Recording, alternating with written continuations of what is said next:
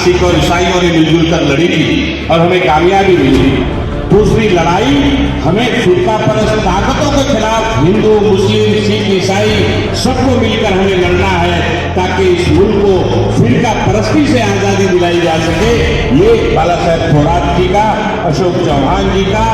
पृथ्वीराज चौहान जी का, सुशील कुमार शिंदे जी का सबका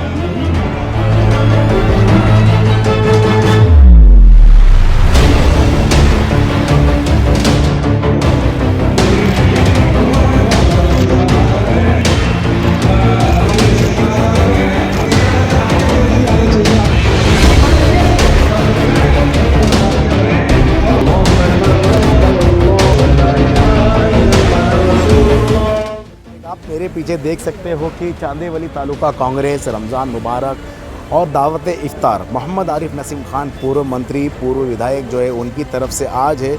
चांदेवली तालुके के अंदर इफ्तार की दावत रखी गई थी। कई माजी जो है मुख्यमंत्री है जैसे कि अशोक राव चौहान है, पृथ्वीराज चौहान है और शिंदे साहब है और कई दिग्गज नेता माणिकराव ठाकरे और नाना पटोले साहब जैसे वर्षा गायकवाड़ जो है मंत्री है वो सब यहाँ पे उन्होंने शिरकत की और सभी ने कहा कि सभी को रमज़ान की बहुत बहुत मुबारकबाद। लेकिन सभी ने एक सुर में एक बात ज़रूर करी कि आज के माहौल को देखते हुए, आज के हालात को देखते हुए इन्होंने ये कहा है कि हमें फिर से एक लड़ाई लड़नी होगी फिरका परस्त ताकतों के साथ, उनसे लड़नी होगी। और फिर भी उन्होंने एक उम्मीद जताई कि हमने उनसे जब पूछा कि कांग्रेस का क्या स्टैंड रहेगा इस मामले पे तो उन्होंने कहा कि हाँ हम फिर से लड़ाई लड़ रहे हैं उसके लिए, लेकिन अमन और चैन चाहते हैं अपने मुल्क में।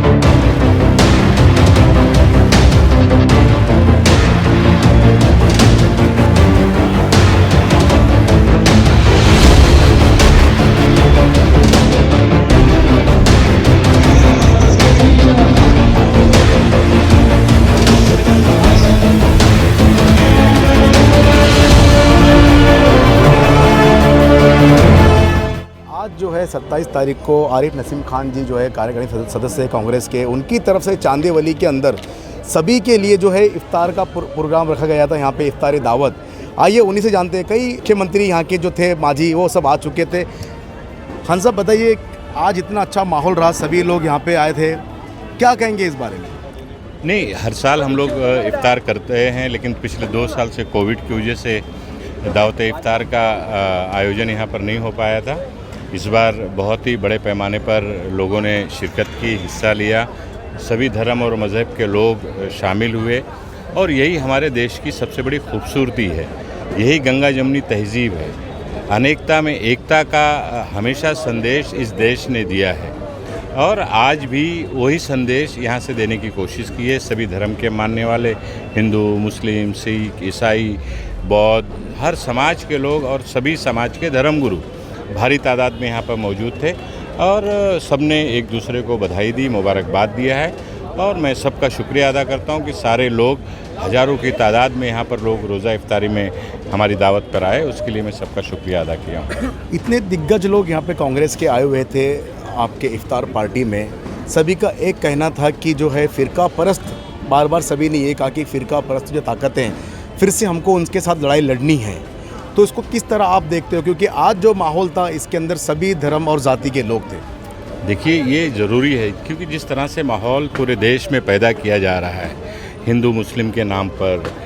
कभी अलग अलग समाज को लड़ाने की कोशिश, अलग अलग कहीं ना कहीं इस देश में जो सांप्रदायिक शक्तियां हैं, ताकतें हैं, वो कोशिश कर रही हैं और उसके पीछे उनका मकसद है कि वो हर मोर्चे पे फेल हो चुके हैं। तो लोगों को कहीं ना कहीं सांप्रदायिकता के आधार पर, फ़िरका परस्ती की बुनियाद पर लोगों को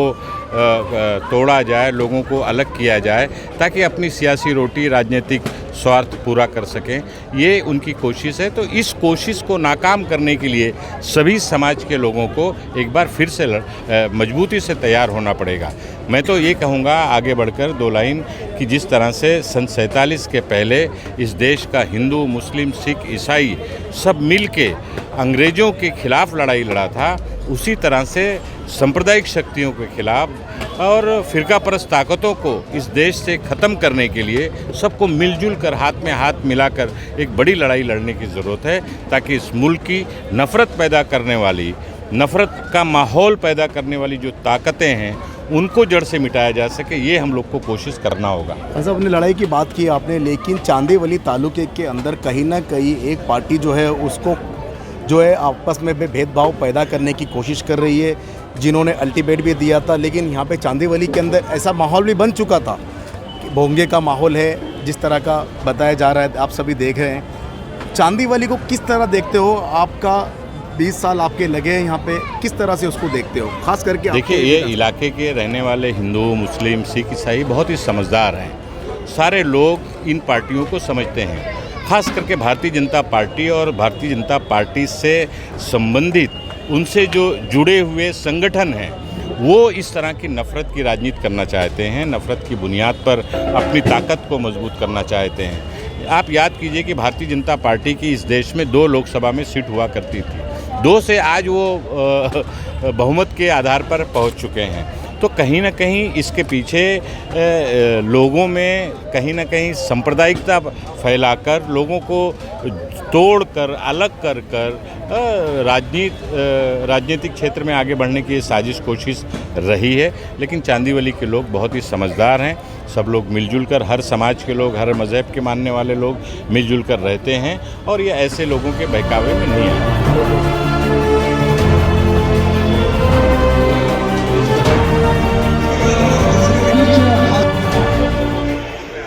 महाराष्ट्र कांग्रेस के अध्यक्ष जो है नाना पटोले जी आज आए, मोहम्मद आरिफ नसीम खान के जो इफ्तार पार्टी में आए हैं, उन्हीं से जानेंगे कि पटोले साहब, नाना साहब, आज जो है सभी धर्म के लोग यहाँ मौजूद थे इफ्तार पार्टी के अंदर, मोहम्मद आरिफ नसीम खान के पार्टी के अंदर। तो इस बारे में बताएं कि जो सद्भावना का माहौल था देखने को मिला है, खास करके चांदीवली तालुके के अंदर, लेकिन कुछ दिनों से जो है जो माहौल बिगड़ा हुआ है, सांप्रदायिक माहौल बनाने की कोशिश कर रहे हैं, उस बारे में आप बताएंगे कुछ? केंद्र की बीजेपी की, मोदी की सरकार गए 8 साल में पूरी फेल हो चुकी है और उससे देश 50 साल पीछे हो चुका है। महंगाई, बेरोजगारी, गरीबी, किसान के इशू, देश की तिजोरी खाली हुई पड़ी हुई है और ये सब उनका पाप छुपाने के लिए धार्मिक उद्रेक का निर्माण करने का काम बीजेपी की ओर से शुरू हो चुका है। लेकिन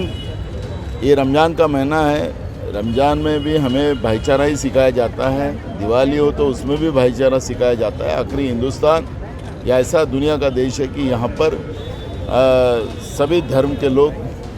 भाईचारा के साथ रहते हैं। तोड़ने वाले ज़्यादा दिन नहीं चल सकेंगे, तोड़ने वाले का समय ख़त्म होने का समय आ गया है और जो भी अब धार्मिक विवाद खड़ा करने की कोशिश हो रही है उसका कोई परिणाम नहीं होगा। सभी हिंदू मुस्लिम साथ में रहें। इसलिए महाविकास आघाड़ी सरकार और कांग्रेस इसके लिए क्या स्टैंड ले रही है? खास करके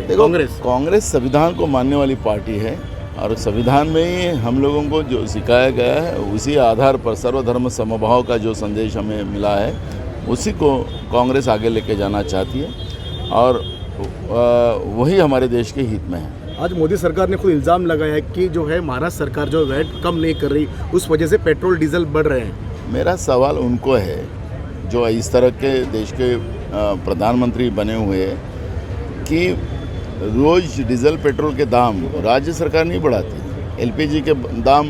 महाराष्ट्र सरकार नहीं बढ़ाती, जीवनावश्यक वस्तु की चीज़ें के दाम महाराष्ट्र सरकार नहीं बढ़ाती।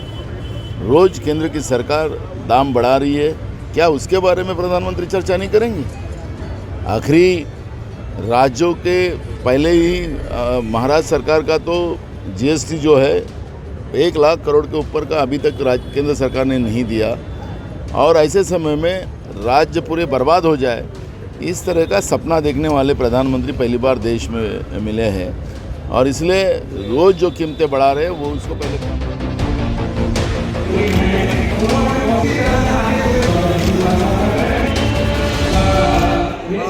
और आज यहाँ पे नसीम भाई ने जो है वो हमारे भाई